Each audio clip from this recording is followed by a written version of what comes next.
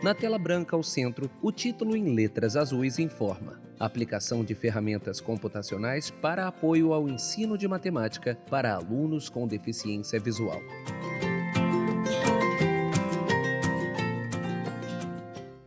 Olá, amigos. Nós vamos falar hoje sobre desenhar. Cegos poderem desenhar. Bom, essa história de cego poder desenhar começou, para mim, a partir de uma visita que eu recebi de uma pessoa que tinha acabado de terminar o mestrado, ou a qualificação, não lembro bem, em Barcelona, e ele veio com a seguinte questão de pesquisa: cegos podem desenhar e ler desenhos? O computador pode ajudar nesse processo? É realmente um tema interessante, né? O cego poder utilizar o computador para desenhar. Mas eu não conhecia nada sobre isso. Aí resolvi fazer uma visita ao Instituto Benjamin Constant, junto com o Léo, para a gente entender um pouco mais sobre o que existia, como é que era feita a impressão, se cegos ou se algumas pessoas utilizavam gráficos lá. E nessa visita eu pude conhecer muita coisa interessante, muitos aparelhos, muitas máquinas, muitas pessoas. E esse conjunto de informações acabou realmente me ajudando a formar uma opinião de que sim, eu achava que devia ser possível, né? Bom, uma das coisas que eu vi lá no Instituto Benjamin Constant naquela época eram os procedimentos de impressão de braille em volume. Tinha umas máquinas que eram utilizadas para imprimir braille em umas chapas metálicas, né? Um processo de impressão bem interessante, né? E essas placas metálicas eram geradas em umas máquinas especiais chamadas máquinas de estereotipia, que produziam essas placas metálicas já com os furinhos, as mocinhas para a produção de braille, e aquilo então alimentava umas máquinas especiais para fazer essa impressão. É muito interessante isso. Eu aconselho até você dar uma lida em um material que tem na internet, produzido pelo Benjamin Constant, pelo professor Johnny Bechara e outros professores, falando sobre esse tema, né? E tá para sair uma tese de doutorado do Marcos Fialho, meu orientado, sobre essas questões aí de impressão braille e outros assuntos, né? Bom, mas de qualquer maneira, voltando aqui ao tema, o IBC tinha um grande setor de impressão que trabalhava com essas questões. E tinha um outro setor que eu fui visitar também, que era um setor de adaptações didáticas. Nesse setor, então, eram feitos vários produtos táteis, né? Eu vi alguns mapas que eram utilizados nos cursos de geografia, vi algumas produções aí para alfabetização, objetos táteis, gráficos, né? E, em especial, me chamou a atenção um mapa que existia lá, um mapa enorme, sei lá, de uns 3 metros, quase 3 metros de comprimento, né? Que era um mapa da América do Sul, feito em madeira, né?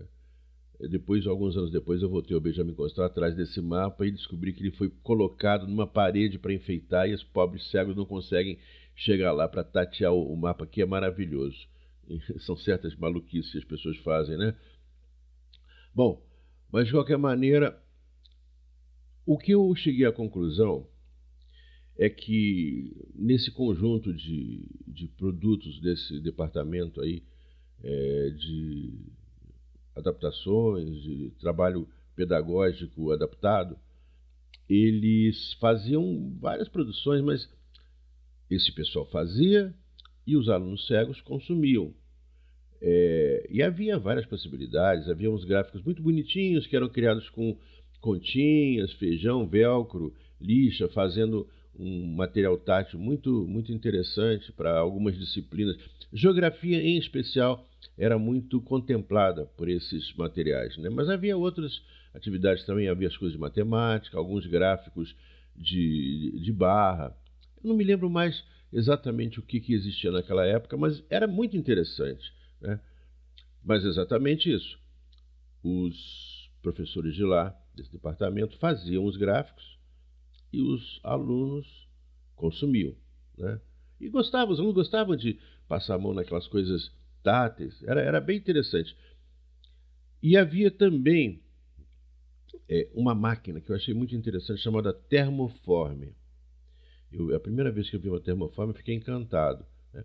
A pessoa pegou um desses materiais táteis, relativamente pequeno, talvez um pouco maior que uma folha A4, cheio de continhas, de feijõezinhos, uma coisa bonitinha, e colocou nessa máquina, botou uma folha plástica em cima, que depois eu descobri que chamava Braillon, e aquilo ali, então, fechou uma portinha, uma parte superior esquentou aquele Braillon, e esse Braillon, então, ele pousou sobre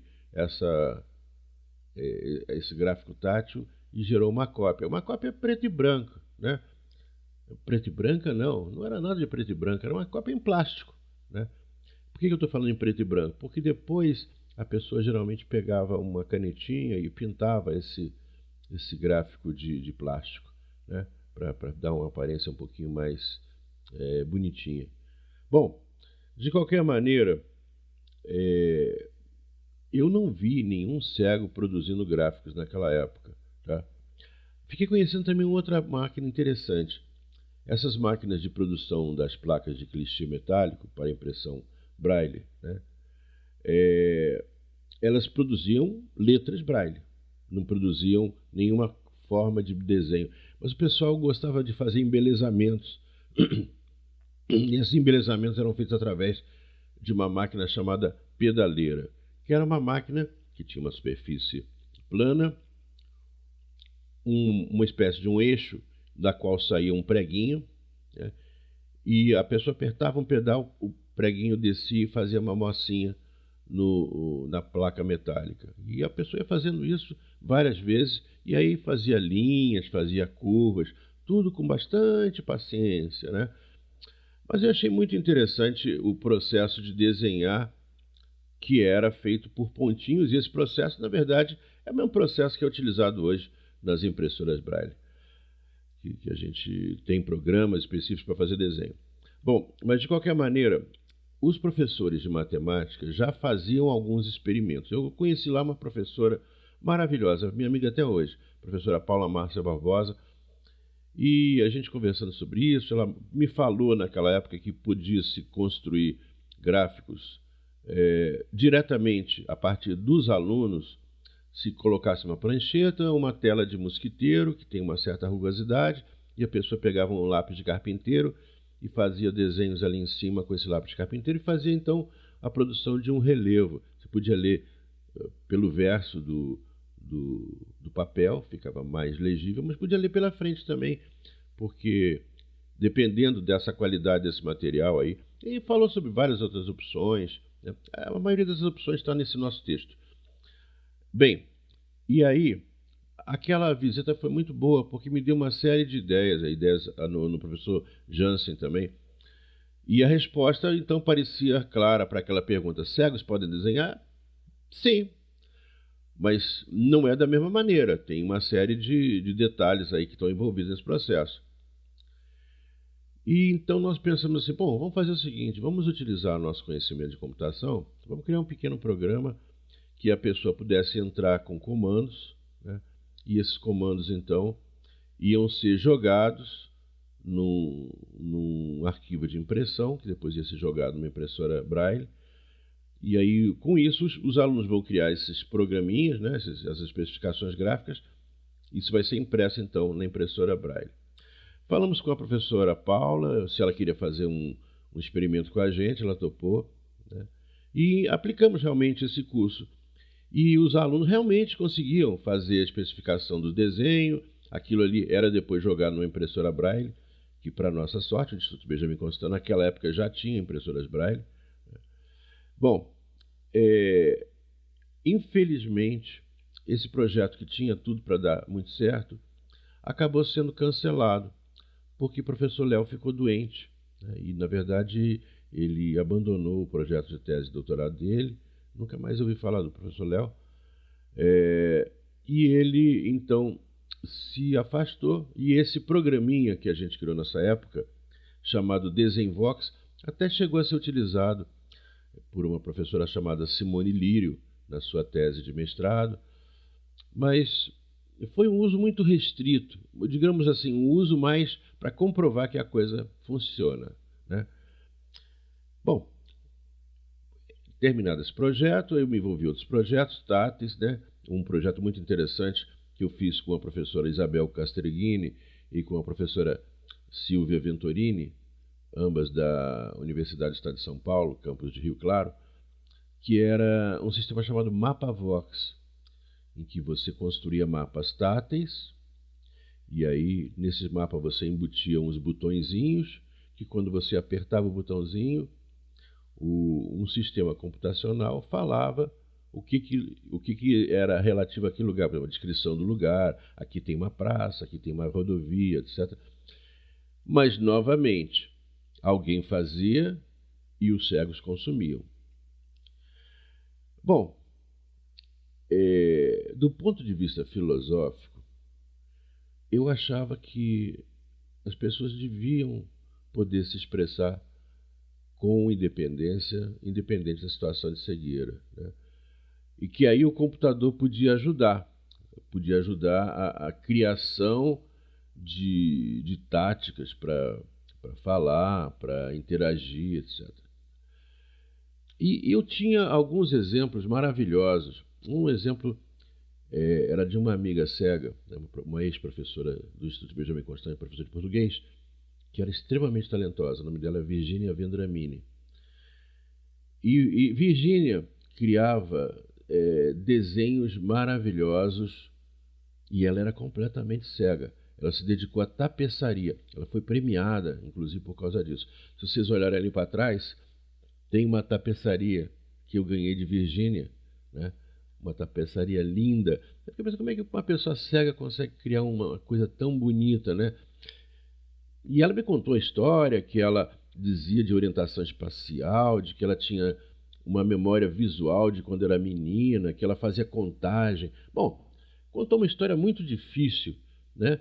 Mas eu confesso a vocês que eu só posso dizer que eu não sei como ela faz de verdade. É uma coisa de talento, né? E uma técnica que ela própria desenvolveu. Uma coisa ficou clara para mim, que não é qualquer cego que consegue fazer o que Virginia faz, né? Virginia faz esculturas, ela tem um talento tátil que é alguma coisa extraordinária. Mas não são todas as pessoas cegas que têm esse talento que Virginia tem. Mas, de qualquer maneira, com base nessas coisas que Virginia me contou, eu pude perceber que ela utilizava algumas táticas para poder desenhar. Essas táticas elas eram baseadas na memória, na imaginação e no entendimento tátil do mundo que a cercava, né? E ela usava o tato para ela sentir as formas e contornos, e aí ela ia aplicando, no caso das tapeçarias, fazia uma espécie de um contorno, depois preencher aquilo ali com linhas, né, de tapeçaria. E outras pessoas que eu conheci também faziam aplicação de papéis especiais, relevo, linhas elevadas, texturas com materiais como velcro, como lixa, etc, etc. Bom, a verdade é que tudo isso é muito interessante do ponto de vista de construção artística, mas havia aí uns problemas que eu não conseguia realmente equacionar. Eu queria, na verdade, que qualquer pessoa pudesse produzir gráficos táteis. E aí, para fazer isso, eu não podia me basear no talento das pessoas. Eu tinha que me basear em alguma coisa que a pessoa pudesse utilizar matemática e trabalhar dentro desse conceito de matemática, localização, posicionamento, aprender isso e com isso ela ser capaz de fazer então desenhos bastante razoáveis que pudessem representar não obras artísticas, mas representar pequenas situações, pequenos mapas, pequenos diagramas, né? Utilizando conhecimento matemático, né? Na verdade, conhecimento de geometria, né? E aplicar esse conhecimento de geometria a um programa de computador que pudesse, então, gerar os gráficos que tatilmente seria complicado que a pessoa gerasse.